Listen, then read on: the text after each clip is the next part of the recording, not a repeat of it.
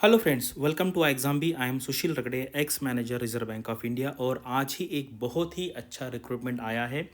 IFSCA international financial services centre authority, इसका grade A का ये वैकेंसी है जिसको असिस्टेंट मैनेजर कहते हैं। और इसको ना मैं रियल सेंस में सरकारी नौकरी कहता हूँ, क्योंकि आपको पता है जो सरकारी नौकरी होती है ना, जिसको जैसे SBI की भी सरकारी नौकरी है, हम कॉमन सेंस में RBI भी है, नाबार्ड है, सेबी है, लेकिन ये जो लोगो है या जिसको हम नेशनल एम्बलेम कहते हैं, बाकी अलग अलग ऑर्गेनाइजेशन में उनका लोगो यूज़ किया जाता है, लेकिन ये जो हमारा नेशनल एम्बलेम है ये सिर्फ और सिर्फ सरकारी नौकरी में ही यूज़ किया जाता है। तो ये ऑर्गेनाइजेशन इसका यूज़ करती है, यानी कि हम इसको मतलब जैसे मान लीजिए अगर आप 100% जो डिपार्टमेंट के अंदर वो नहीं, लेकिन ये मैं जिसको RBI नाबार्ड से ज़्यादा सरकारी कहूँगा। ठीक है, अगर आपको इसके बारे में कुछ बहस करनी है तो आप कमेंट सेक्शन में लिख सकते हैं, हम उस पर डिस्कशन करेंगे। चलो वीडियो स्टार्ट। तो ये देखो, मैं आपको बता रहा हूँ क्यों ये मैं इसको कहता हूँ ये सरकारी नौकरी है। ये देखो, ये सेबी का है, यहाँ पर सेबी का लोगो है। ये RBI है, RBI का लोगो है, लेकिन यहाँ पर ये यूज़ हुआ है नेशनल एम्बलेम, जो सिर्फ और सिर्फ जो प्योर सरकारी ऑर्गेनाइजेशन होती है वहाँ पर यूज़ किया जाता है। और इनका जो हम कहते हैं ना, जो वेबसाइट का एड्रेस है, वैसे देखा जाए तो सेबी के इसमें भी .gov.in है, इसके इसमें भी .gov.in है।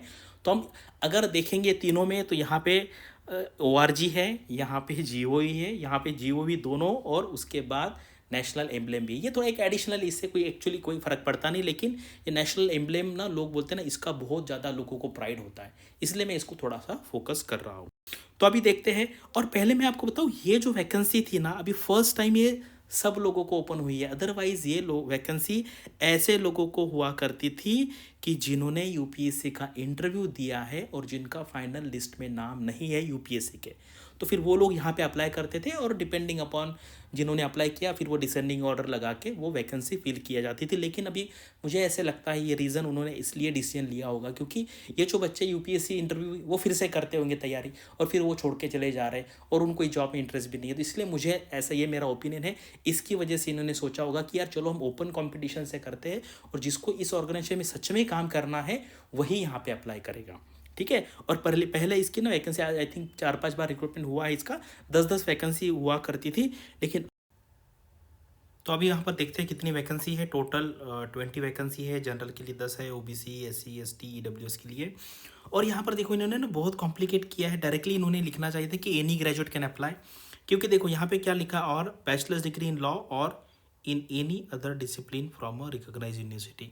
तो ये बिल्कुल कोई लिखने की ज़रूरत नहीं, तो इससे थोड़ा कन्फ्यूजन हो रहा है। तो आपकी डिग्री कुछ भी हो, BCom हो, BA हो, BSc, सब कुछ कर सकते हैं। पहले मुझे थोड़ा कन्फ्यूजन हुआ था, इतना सारा बिल्कुल लिखने की ज़रूरत नहीं है, किसी ये होना चाहिए। इंजीनियरिंग में भी उन्होंने स्पेशलाइजेशन दिया ऐसा कि बाकी एलिजिबल नहीं है, सब लोग यहाँ पे एलिजिबल है, क्योंकि यहाँ पे लिखा है एनी अदर डिग्री। ठीक है। इसका एग्ज़ाम जो होगा मार्च अप्रैल में हो सकता है, डेट पता नहीं, जैसे मुझे पता चलेगा मैं बता दूंगा।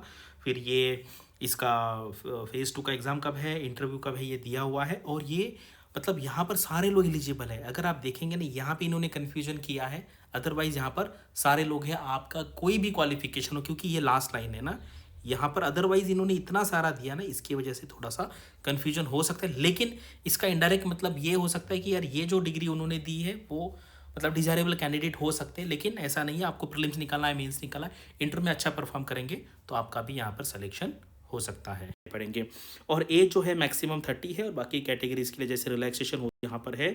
और ऑनलाइन जो एग्ज़ाम है यहाँ पर पेपर 1 होगा, जिसमें नॉर्मल क्वांट इंग्लिश रीजनिंग होगा, और यहाँ पे फाइनेंशियल सेक्टर के करंट अफेयर्स होगा। पेपर 2 जो है इसमें काफ़ी डिटेल में है, जैसे मान लीजिए इकोनॉमिक एंड सोशल डेवलपमेंट है, सस्टेनेबल डेवलपमेंट है, पॉवर्टी इंक्लूजन, डेमोग्राफिक है, commerce, accountancy, management, finance, costing, या Indian economy, global economy, 5 year plan, central government initiatives. यानी कि RBI का और सेबी का जिसने प्रिपरेशन किया है उनके लिए ये अच्छी अपॉर्चुनिटी है, वेटेज यहाँ पर दिया हुआ। और इसके बाद फेज़ 2 एग्ज़ाम होगा, यहाँ पे ये क्वालिफाइंग होगा, यहाँ पे परसेंटेज से भी जैसा ही है। और जो डिस्क्रिप्टिव होगा यहाँ पर आपको एक्सप्रेसी लिखना है, ऐसे है कॉम्प्रिहेंशन, ये थोड़ा RBI जैसा पैटर्न है।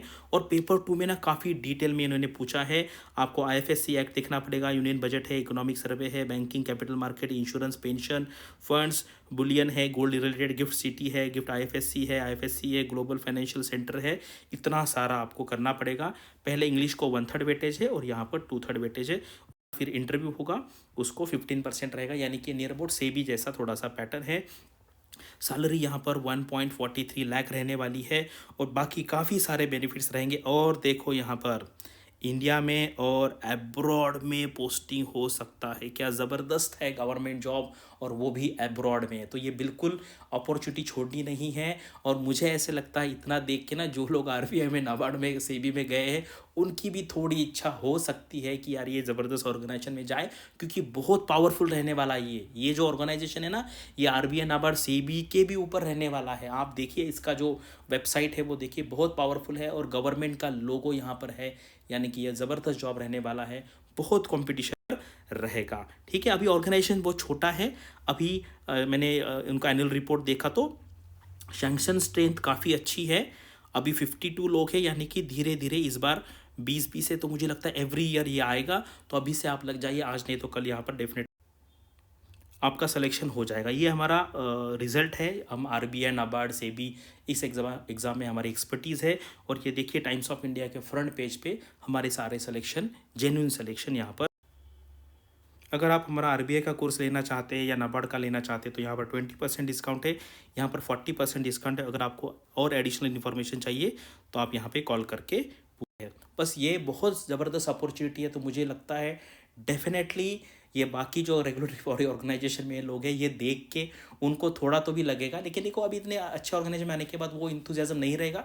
लेकिन मुझे लगता है लोग ट्राई डेफिनेटली करेंगे, क्योंकि ये बहुत पावरफुल ऑर्गेनाइजेशन आगे जाके बनने वाला है। गवर्नमेंट का बहुत फोकस है, जब भी ये आईएफएससी का न्यूज़ आता है आप देखिए, और फॉरेन में भी इन्होंने पोस्टिंग के बारे में बात की है। तो बहुत अच्छी अपॉर्चुनिटी है, आपको इसको बहुत सीरियसली लेना है और जल्द से जल्द प्रिपरेशन चालू करना है। और हम हमारे साइड से भी देखते हैं, क्योंकि ये जो सारे इसका सिलेबस दिया हुआ है, हम उस तरीके का गाइडेंस ऑलरेडी प्रोवाइड कर रहे हैं, तो हम डेफिनेटली इसके लिए कोर्स लाएंगे।